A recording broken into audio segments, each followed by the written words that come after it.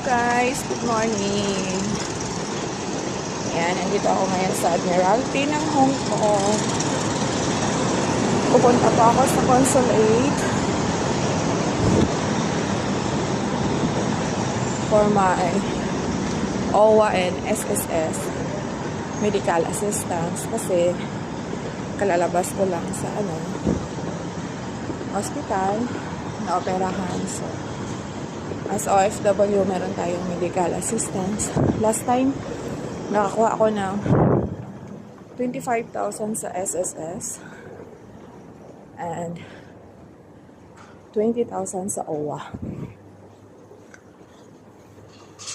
Kaya sa mga ka-OFW kung na-admit, meron pa tayong medical assistant. Ang isasubmit lang is dalawang sa OWA, yung OWA ID mo, yung number ng OWA mo, dalawang ID, tapos yung medical,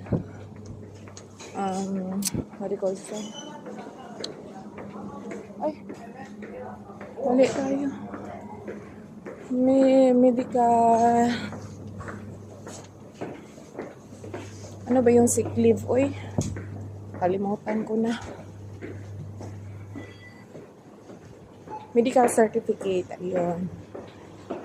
Ay, nako. Tagal kong naalala.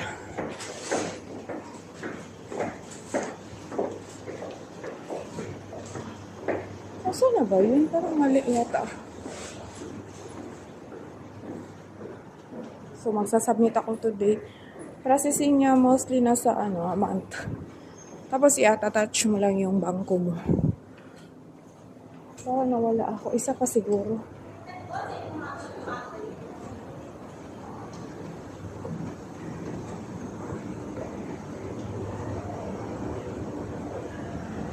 Tagal ko na kasi hindi nakapunta dito.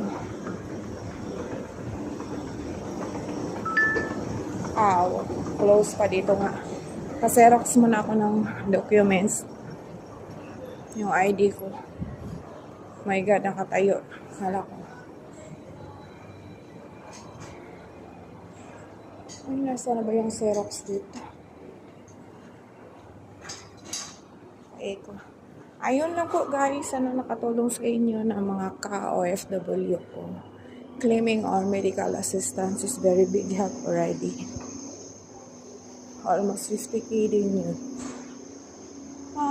Maximum of 2 months before mo siya makuha. Pero mostly talaga, papasok na lang siya agad sa bangko mo. Hindi ko rin siya na